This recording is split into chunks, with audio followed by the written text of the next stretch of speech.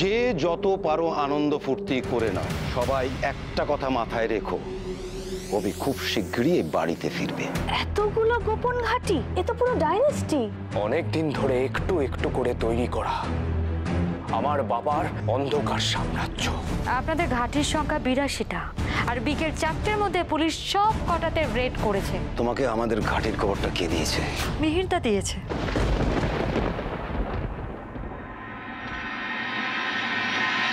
সকলের অনুমতি নিয়ে আমি আমার কবিতা আবৃত্তি শুরু করছি। কিরে দিদি ভাই, তোর বরের এত গুণ তুই জানতিস? একদিনে এত কিছু এবার সত্যিই বেশি হয়ে যাচ্ছে। বলবীর চির উন্নত মম শির, শির নেহারি আমারি নত শির ওই শিখর হিমাদ্রির। বলবীর বল মহাবিশ্বের মহাকাশ ফাড়ি, চন্দ্র সূর্য গ্রহ তারা ছাড়ি, পুলক দুলক গোলক ভেদিয়া, খোদার আসন আরশ ছেদিয়া, উঠিয়াছি চির বিস্ময় আমি বিশ্ববিধাত্রীর। বলবীর বলবীর বলবীর মম কবিতাটা কি পুরো কারো মনে আছে? আমি না পুরো ভুলে মেরে দিয়েছি। বাহ, খুব ভালো। এটা বিচিত্র অনুষ্ঠান নয়, বিচিত্র অনুষ্ঠান হচ্ছে। নেহা, যাই হোক, এখন আমাদের মধ্যে মানে আমাদের সবার প্রিয় মাসি কিছু করে দেখাবে।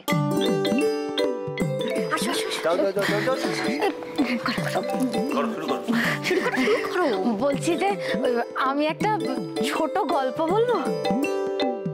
এই বাড়িটায় আমি বহু বছর ধরে আছি। এই বাড়ির সবার কাছে আমি রাধার মা, কিন্তু আমার রাধার কথা কেউ কখনো জিজ্ঞেস করেনি, জানতে চায়নি এই বাড়িতে, একজন ছাড়া, আমাদের ছোট বৌদিমণি। রাধার যখন 14 বছর বয়স, তখন রাধার বাবা জোর জবরদস্তি ওকে বিয়ে দিয়ে দিচ্ছিল। আমাদের অজ পাড়া গায়ে যেমন হয় আর কি। তো আমিও ভাবলাম একটা ভালো ছেলে পাওয়া গেছে, যাক বাবা মেয়ের বিয়ে দিয়ে দায়মুক্ত হয়ে চিন্তামুক্ত হয়ে। সব জানতে পেরে ছোট বৌদিমণি আমায় বোঝালো এই বয়সে মেয়ের বিয়ে দেওয়াটা বেআইনি। বোঝালো মেয়েকে পড়াশোনা করাতে, বড় করাতে, নিজের পায়ে দাঁড় করাতে। প্রথমটা খুব ভয় পেয়েছিলাম, কিছুই বুঝতে পারছিলাম না যে এত টাকা পয়সা কিভাবে, কি করে, কি হবে না হবে। সেই থেকে আমার রাধার পড়াশোনার সব ভার, সব খরচা ছোট বৌদিমণি নিল। কিন্তু এত সব কিছু কখন, মানে কি করে? না না, তোমরা কিছু জানতে পারোনি, তার কারণ ছোট বৌদিমণি তখনও বিয়ে হয়ে এই বাড়িতে আসেনি। আসলে এই এতগুলো কথা কেন বললাম, আমার রাধা মাধ্যমিকে খুব ভালো রেজাল্ট করেছে। উচ্চ মাধ্যমিকটা পাশ করবার পর ছোট বৌদিমণি বলেছে রাধাকে কলেজে ভর্তি করে দেবে, রাধা পড়াশোনা করবে, বড় হবে, নিজের পায়ে দাঁড়াবে। মা গো, তুমি জানতে মা যে আমি ছোট বৌদিমণিকে সবভাবে, সব রকম ভাবে সাহায্য করছি। কেন করব না বলো? ছোট বৌদিমণি তো আমাদের কাছে, আমার কাছে স্বয়ং মা দুর্গা।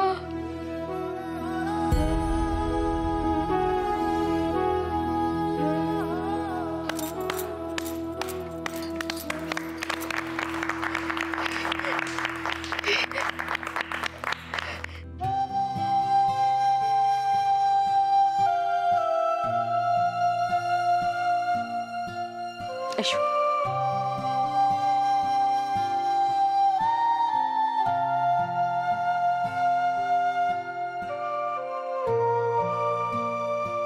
এবার আমাদের মধ্যে সঙ্গীত পরিবেশনা করবেন শ্রী অনির্বাণ মুখার্জি। এই আমি নেহা, এটা কিন্তু ঠিক হচ্ছে না। আমি আবার গান যায় না ভাই, এটা বেশ ভালো করা গান কর না।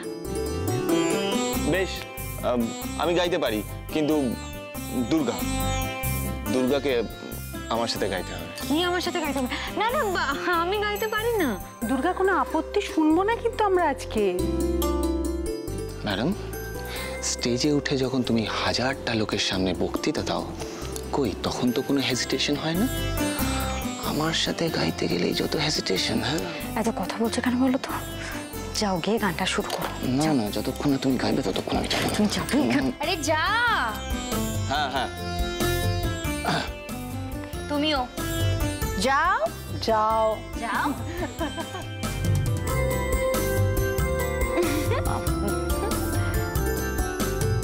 হ্যাঁ, বাইরে মেঘ, যে কোনো সময় বৃষ্টি আসতে পারে, আর এই সময় আমার শুধু ভালোবাসার গানই মাথায় আসছে।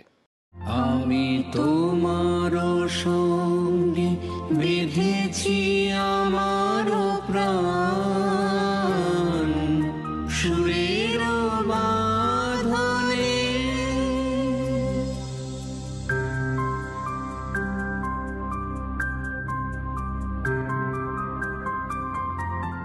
সে সাধনায় মিশিয়া যায় বকুল গন্ধ,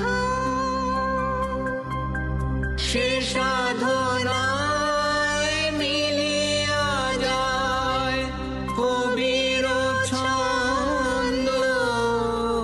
তুমি জানো না, ঢেকে দেখেছি তোমার নাম, রঙিন ছায়ার আচ্ছাদনে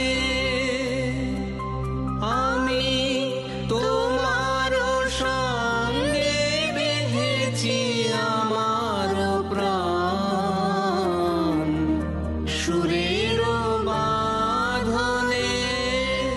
তোমার অরূপ মূর্তি খানি ফাল্গুনের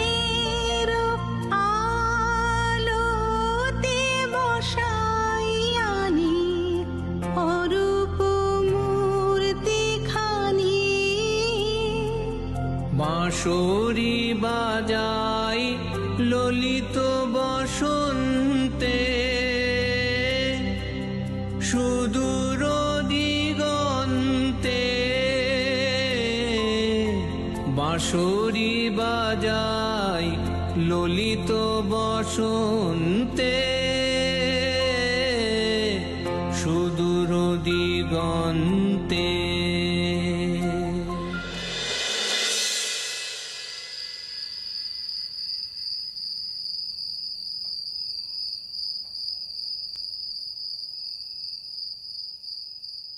আমি জানি তুমি কি ভাবছো।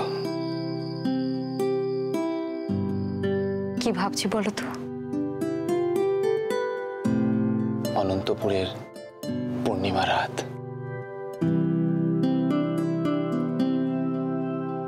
সোনালি হয়ে থাকা সর্ষের ক্ষেত হালকা হাওয়ায় এই ওর গায়ে এলিয়ে পড়ছে, যেন হাসছে, লুটিয়ে পড়ছে। আর দূরে দূরে একটা ছোট্ট প্রাসাদ, তবে ছোট হলেও সেখানে একটা বড় মনের মানুষ থাকতো। আর সেই প্রাসাদে একটা রাজকন্যা থাকতো, যে রোজ রাতে অলিন্দে দাঁড়িয়ে দু চোখ পড়ে সে। অনন্তপুর কোনো রূপকথার রাজ্য নয় অনেক, আমাদের গ্রাম। সেই গ্রামই তো তোমার রূপকথার রাজ্য দুর্গা।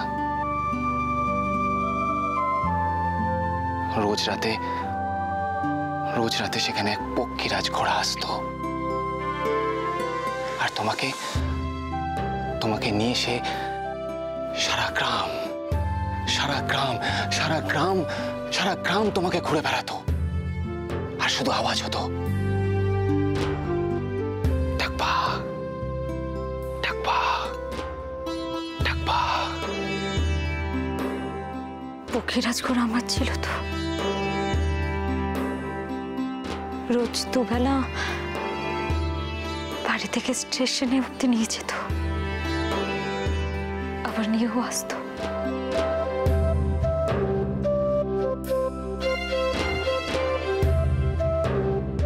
বাবা, বাবা,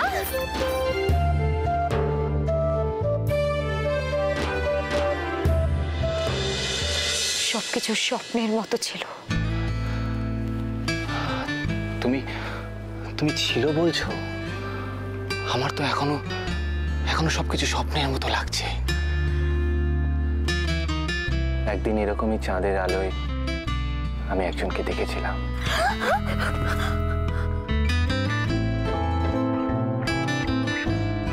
ছোট্ট মতো একজন পরী। আগে কখনো পরী দেখেছো? তাহলে কি করে জানলে পরী দেখতে কেমন হয়? যদি পরী বলে কেউ থাকে, তোমার মতনই দেখতে হবে। তাহলে আমাকে পরী মনে হচ্ছে কি করে? দুর্গা, তুমি তুমি আমার সাথে মজা করছো? হ্যাঁ, দুষ্টুমি হচ্ছে? তুমি যতই বলো, তুমি যে শুধু আমাকে বলো, কিন্তু তুমিও কম যাও না। হ্যাঁ আচ্ছা দুর্গা, যেটা বলছি শোনো না, আমি বলছিলাম যে শোনো, এবার আমি বুঝতে পারছি কি একজনের উদ্দেশ্য ঠিক সুবিধের নয়।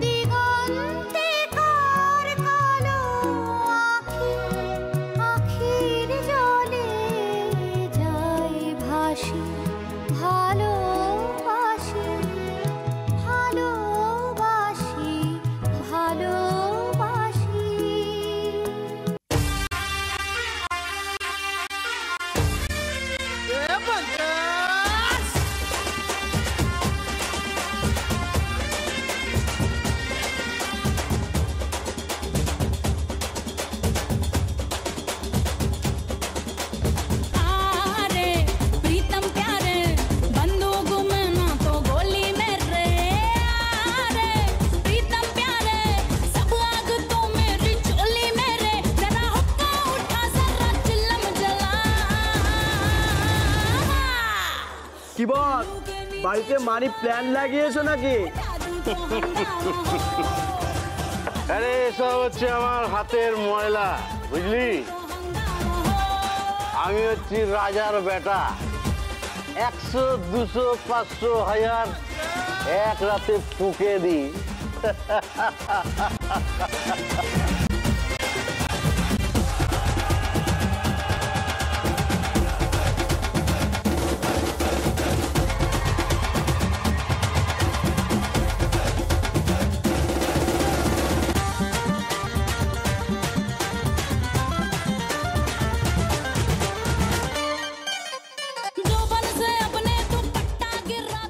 ওয়েটার, ওয়েটার, হ্যাঁ তুমি এদিকে। হ্যাঁ স্যার। একটা পাইট নিয়ে এসো। Pint sir? স্যার বলছিলাম, মানে অনেকটা মদ খেয়ে ফেলেছেন, আপনার বোধহয় না আর মদ খাওয়াই ভালো। আপনার ভালোর জন্যই বলছি স্যার। এই, তুই আমার বাপ না বউ রে? হ্যাঁ, যে আমার ভালো চাস? না স্যার, শুন, বাতেলা নয়, আমার নাম সহদেব। ভালো করে চিনে রাখ আমায়। আমার নাম সহদেব, সহদেব মণ্ডল। কি স্যার? সহদেব স্যার। সহদেব কি করেছে? সহদেব ওই মানে মহাভারতের কিছু একটা ওই এখন মনে পড়ছে না। বাবা, আমি কি করেছি জানিস? না স্যার। তোদের দিদি মানে মুখ্যমন্ত্রী দুর্গাকে ভরা কোর্টরুমে বেইজ্জত করেছি।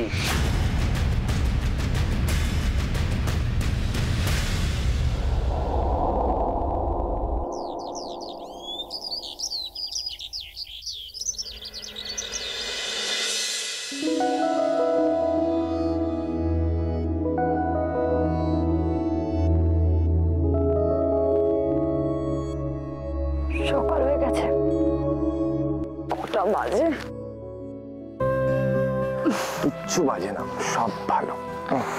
অনেক বাবা একটু থাকো না, এরপর তো তুমি ধরাছোঁয়ার বাইরে চলে যাবে। অনেক কাজ আছে।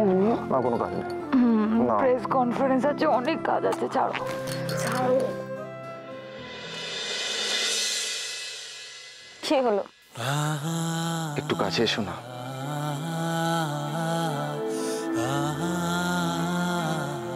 বাবা, এক ডাকেই চলে এলে যে? কারণ আপনার তো লজ্জা শরম বলে কিছু নেই, এইভাবেই চলে যাবেন আপনি সবার সামনে। ও, এই সিঁদুরের দাগ পোছার জন্য কাছে এলে বুঝি? মেজুমা, দরজাটা খোলা ছিল গো, সেটা একটু মাথায় রাখলে ভালো হতো। না না মেজমা, আসলে কি হয়েছে বলো তো, ভোরবেলা দুর্গা বোধহয় বাইরে গিয়েছিল, দরজা দুর্গা তুমি যে কি করো না। থাক থাক থাক থাক বাবা থাক, আর বোঝাতে হবে না, যা বোঝার আমি বুঝে গেছি। হ্যাঁ তুমি বুঝে গেছো।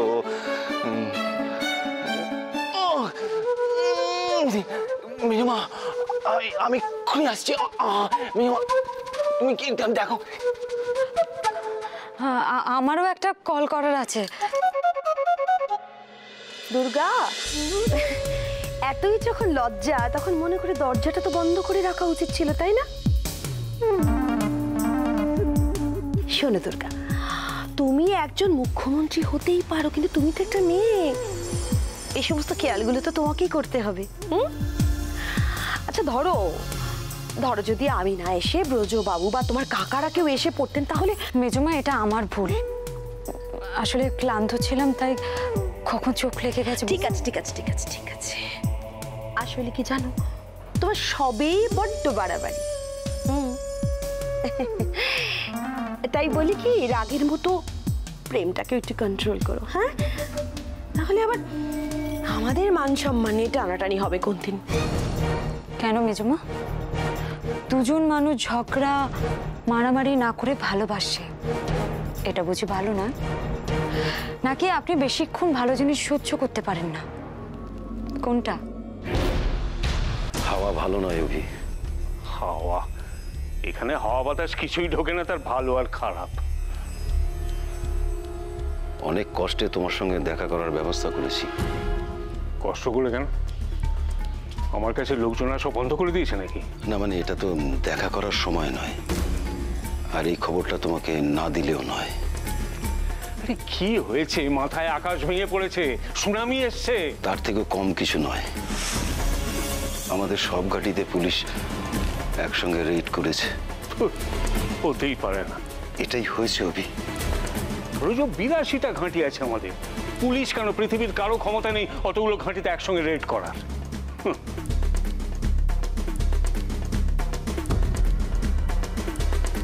সত্যি হয়েছে?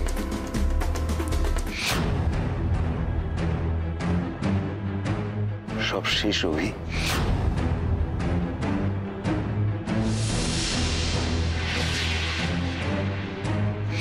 কি করে? আমাদের অতগুলো গোপন ঘাঁটির কথা পুলিশ কি করে? খুব কম লোক জানে আমাদের গোপন ঘাঁটির কথা। কে কে করেছে এই ট্রেজারিটা? বুঝো কে? কে সেই বিশ্বাসঘাতক? বুঝো, আমাকে তার নাম বলো। কে? তোমার সুপুত্র মিহির।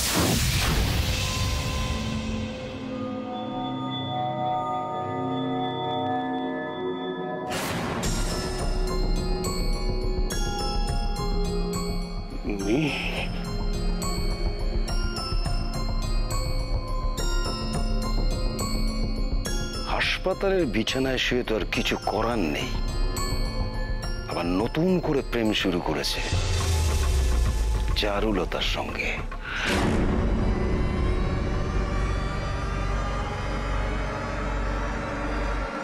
আর এই সুযোগটা নিচ্ছে দুর্গা।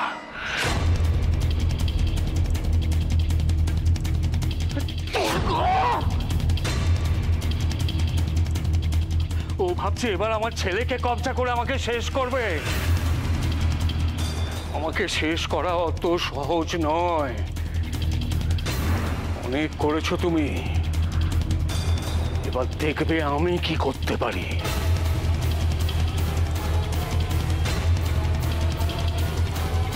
আমার নাম অভিরূপ মুখার্জি, এবার দেখো।